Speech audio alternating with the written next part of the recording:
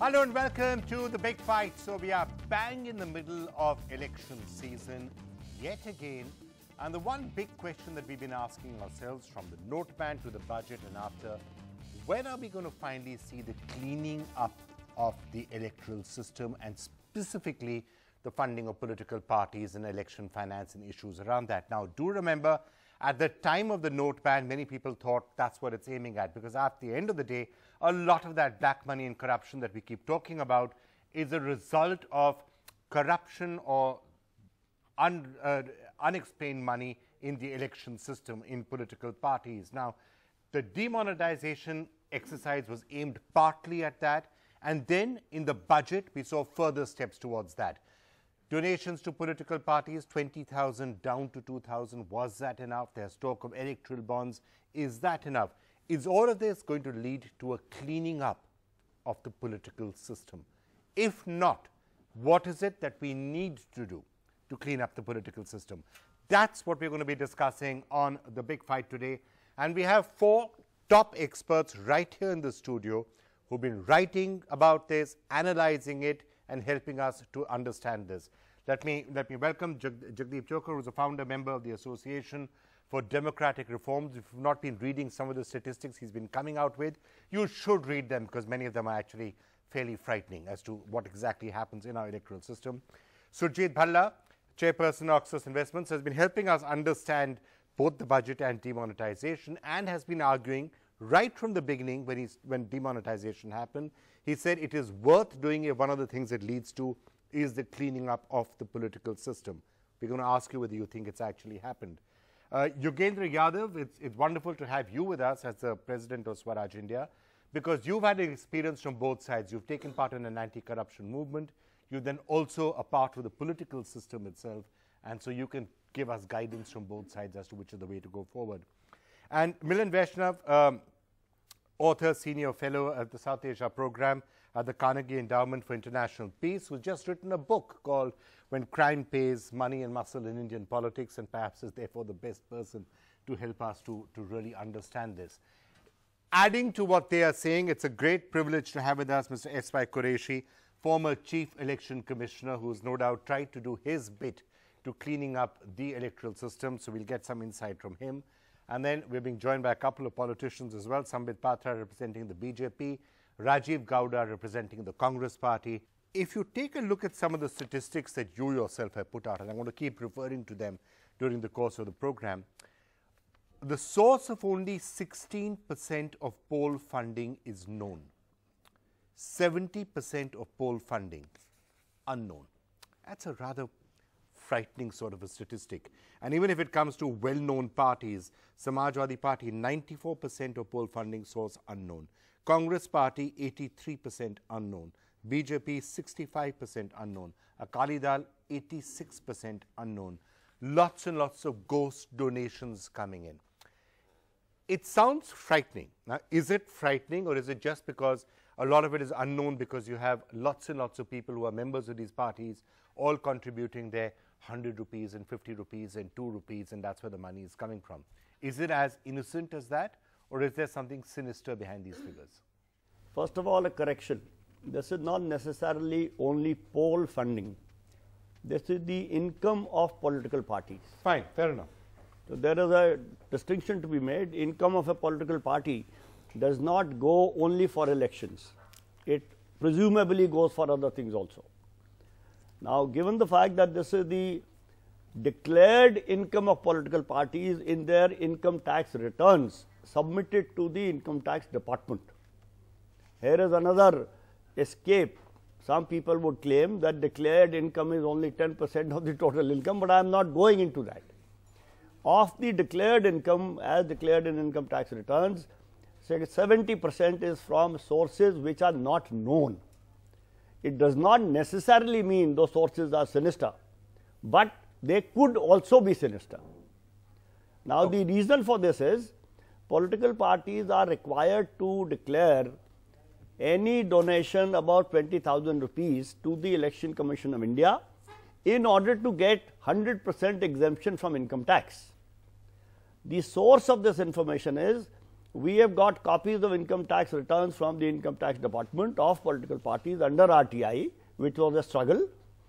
Then from that income tax return, we get the total income declared for a particular year. From the Election Commission, we get a list of donations above rupees 20,000 each. Okay.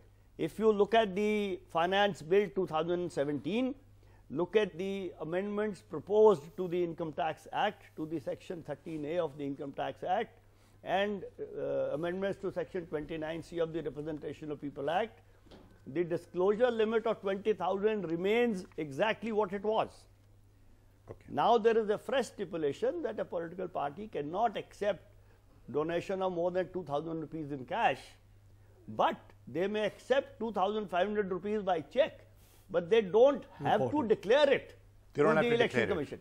If we total up the donations about 20,000, deduct them from the total income declared, that donations about 20,000 is only about 20 to 25% of the total income. Rest of it is from sources that we don't know where they come from. To your mind, Mr. Qureshi, as Chief Election Commissioner, is this, or former Chief Election Commissioner, is this something that caused you concern, that political parties seem to be getting a large amount of money from unknown sources? Or is this not an area of concern? Because that's what you would expect. You know, they're getting money from lots and lots of members, and so that's fine. There's nothing sinister in this.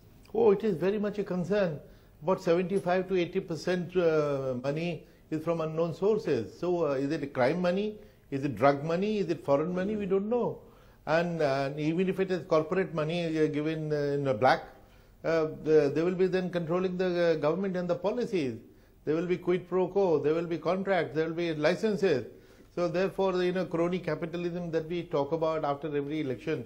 So that is what bothers everybody, which is why we need transparency.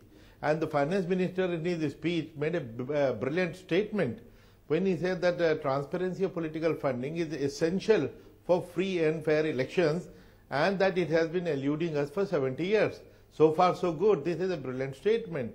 But later on, when he talks of the bond, actually he is cancelling the advantage we already had.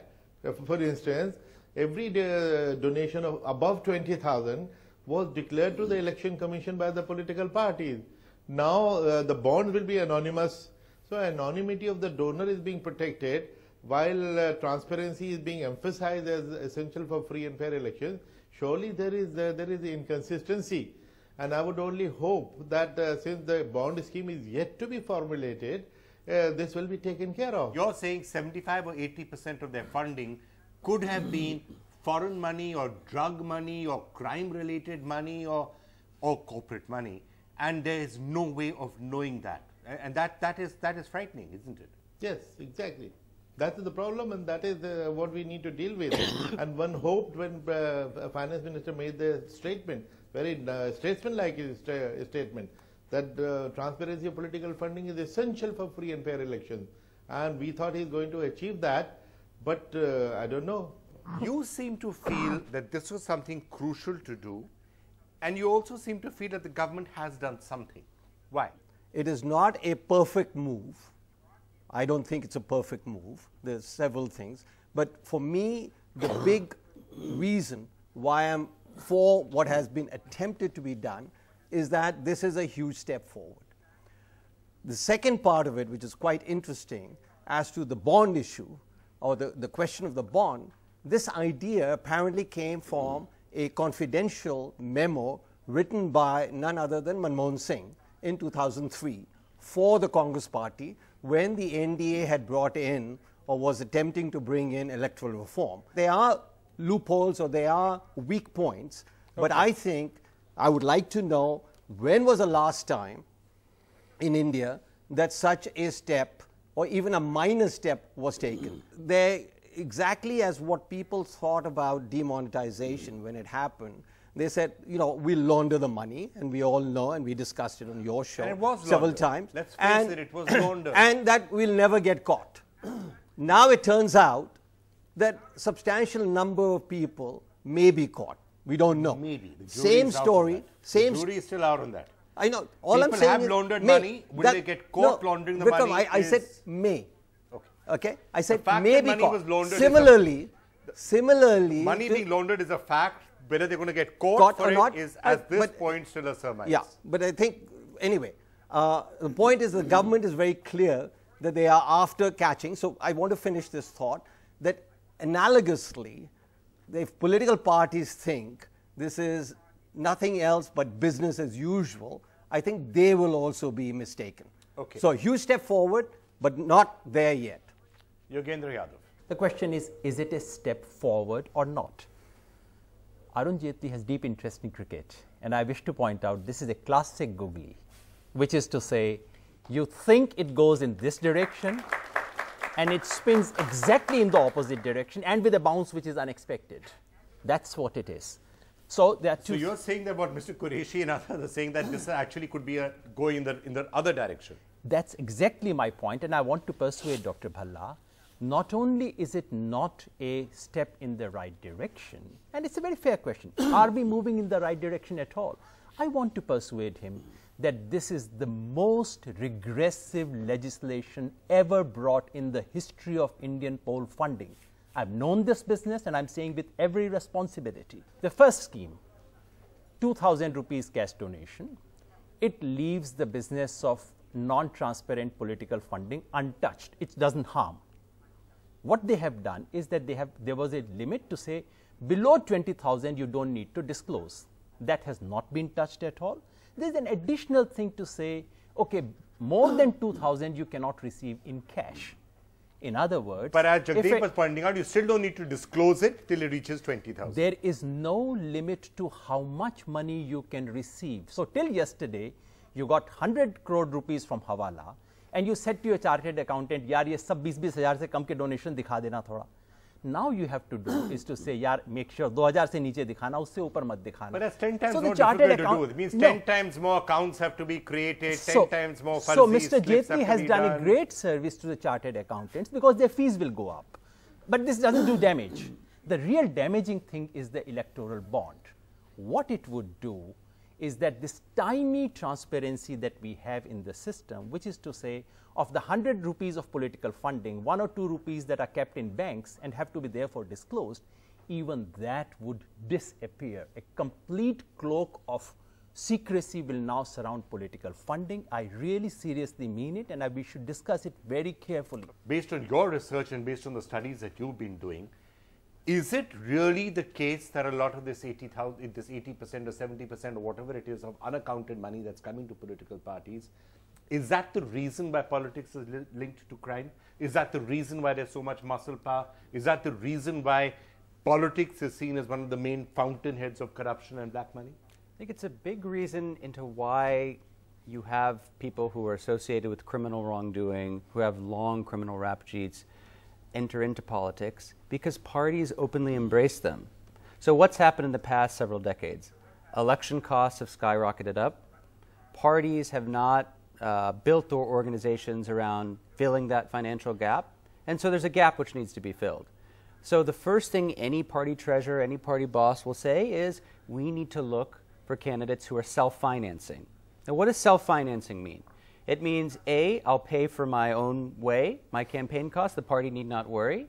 2, I will pay the party for the privilege of running. And poorer candidates who want to run on the party label, I'll also help them out. So parties have become beholden to people with deep pockets. Now, how many people in this country, despite it being such a huge country, have the resources and the incentives to join politics, right? People who are associated with wrongdoing represent a big, big portion of that. And that's why, as Jagdeep's numbers of built by the ADR have shown, 34% of Lok Sabha MPs elected in 2014 have criminal cases. 21%, 1 in 5, have cases of a serious nature, which means if they were convicted, they would do hard jail time. Now, there is a connection between those numbers and the funding numbers, because parties value muscle because it brings money with it. So we can't lose sight of that link. Parties value muscle because it brings money with it. Right. You agree with that, Jagdeep? Yes. And is that the reason? And we are hearing about it even now in the UP elections. Any number of charges are being made about people openly selling tickets, to Bahubalis or to others who are getting in money. I said yes unqualifiedly, but let me qualify. Muscle brings in money. Also, secret corporate donations bring in money, and that affects policies of the government. And I am not only referring to this government, I say this about all governments in the center as well as in the states. All political parties are susceptible to pressures from corporates because money comes unaccountably. Every single party today is in this trap. They think if they were to break free of this trap, they will have no money to run themselves. And some of the political party representatives have said so in television discussions where I have been present. What they don't realize is if they break free of this trap, they will be able to run and operate with their heads held high and not fulfill Atal Bihari Vajpayee's statement that every MP starts his parliamentary journey with a lie. Right. So there is corporate money which is unaccounted, and there is crime money which obviously is unaccounted. You know, in fact, when they say that corporates don't want the transparency, I think they are being hypocritical, because corporates give a donation to every party.